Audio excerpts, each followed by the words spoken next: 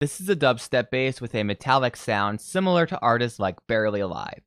So, we're going to start out by turning off these external effects because we won't need these until later. And now we're going to open up Serum and we'll initialize the patch so we have a blank slate to work with. Now, I'm going to go over to Oscillator A and I'm going to select Basic Shapes from the Analog category. And I'm going to do the same thing for Oscillator B. And before I go any further in this tutorial, I would like to let you guys know that in the description box below, we'll have a link where you can download the full Ableton project file along with the Serum preset. So if you don't have Ableton, you can throw the preset into Serum and add some extra effects and you'll be good. So we're going to go over to Oscillator A. We'll put the wavetable position on 3, so we've got a triangle. For Oscillator B, we'll set this to be a saw wave, so put that on 2. And now on Oscillator B, let's take the level and set that all the way down at 0%. And if you've seen some Serum tutorials before, you might know where we're going with this. We're going to be using FM on this bass.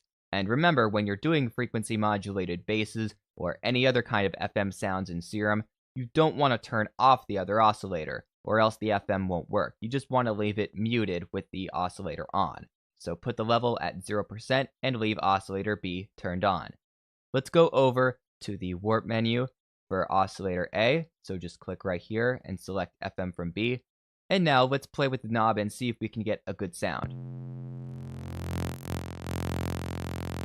You can start to hear the saw wave come in a little bit more at 48%, so we'll go with that.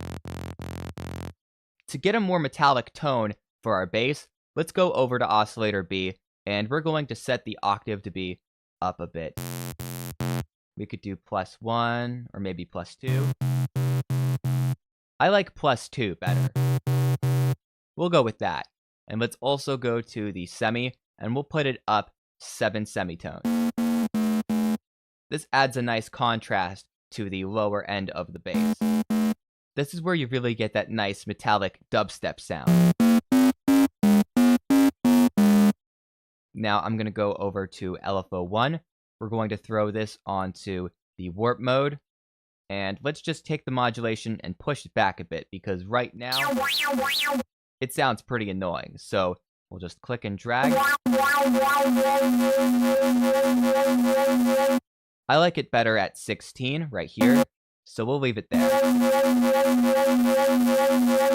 Let's also go over to the level for Oscillator A. We'll put this all the way down at 0%, and we'll throw LFO1 onto the level so we can modulate the volume of the entire sound.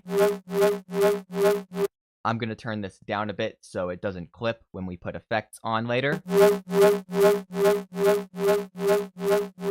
About 70 should be good, right around here.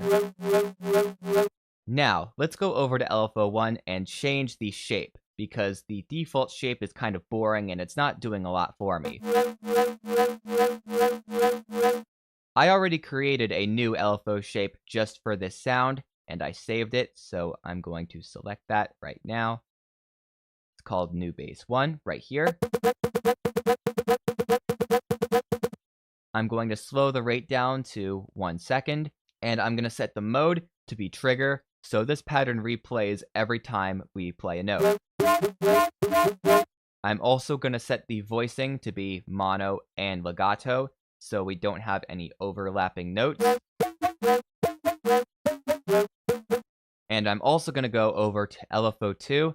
I'm going to leave the shape as the default one, but I'm just going to set the rate at 1 second. We're not going to be using LFO1 for a whole lot of things, just for a few basic modulations later on.